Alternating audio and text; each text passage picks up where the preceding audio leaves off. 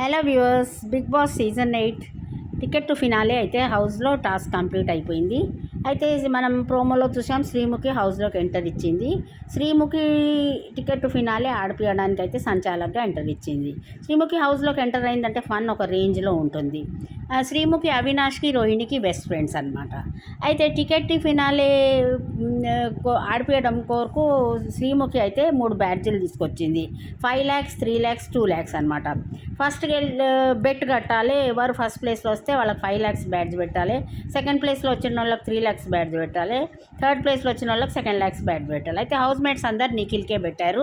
నిఖిలే గెలుస్తాడని చెప్పాడు. అయితే శ్రీముఖి ఒక ట్విస్ట్ ఇచ్చింది. ఒకవేళ నిఖిల్ టాస్క్లో గెలిస్తే 5 lakhs ప్రైజ్ మనీకి యాడ్ అవుతుంది. ఒకవేళ నిఖిల్ ఓడిపోతే మాత్రం 5 lakhs మైనస్ అవుతుంది అని చెప్పింది. అయితే అన్యూహంగా అవినాష్ అయితే టికెట్ టు ఫినాలే టాస్క్ గెలిచాడు. అవినాష్ టాప్ 5 కంటెస్టెంట్ అయ్యాడు. ఫినాలిస్ట్గా వచ్చేసి. కానీ అవినాష్ అయితే కొంచెం ఓటింగ్ తక్కువ వస్తుంది, డేంజర్ జోన్లో ఉన్నారు. అవినాష్ నామినేషన్స్ని సేవ్ అయితే మాత్రం టాప్ 5లో వెళ్ళిపోతాడు. అయితే మనం ఇప్పుడు చూడొచ్చు ఏంటంటే, అవినాష్ గేమ్స్ బాగా ఆడాడు. ఆయన ఓటింగ్ పర్సంటేజ్ పెరగచ్చు.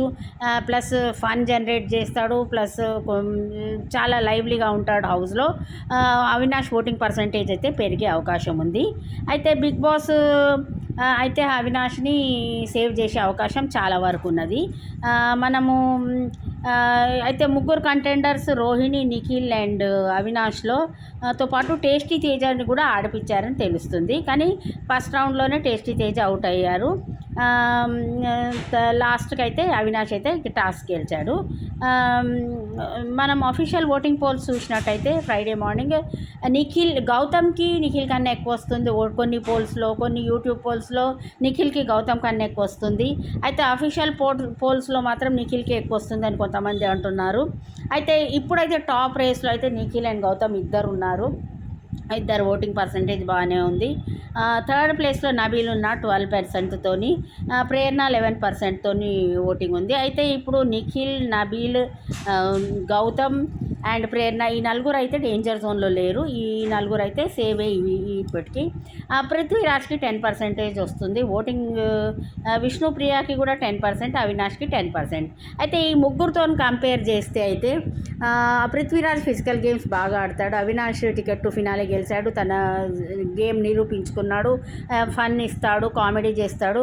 ఇక విష్ణుప్రియ, టేస్టీ తేజకి లాస్ట్లో 9% ఓటింగ్ వస్తుంది.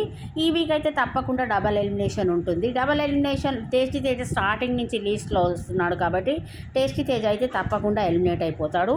ఇక ఈ ముగ్గురులో పృథ్వీరాజ్, విష్ణుప్రియ అండ్ అవినాష్, ఈ ముగ్గురిని కంపేర్ చేసి అవినాష్ తన టీటీఎఫ్ గెలిచిండు, ఎంటర్టైన్మెంట్ ఇస్తుండు. పృథ్వీరాజ్ కూడా గేమ్స్ ఆడుతుండు. అయితే నాకేమనిపిస్తుంది అంటే, టేస్టీ తేజ సింగిల్ ఎలిమినేషన్ ఉంటే టేస్టీ తేజ ఎలిమినేటెడ్ అవుతారు. డబల్ ఎలిమినేషన్ ఉంటే పృథ్వీ ఆర్ విష్ణుప్రియ ఈ ఇద్దరిలో ఎవరో ఒకళ్ళు అయితే ఎలిమినేట్ అవుతారు అనిపిస్తుంది.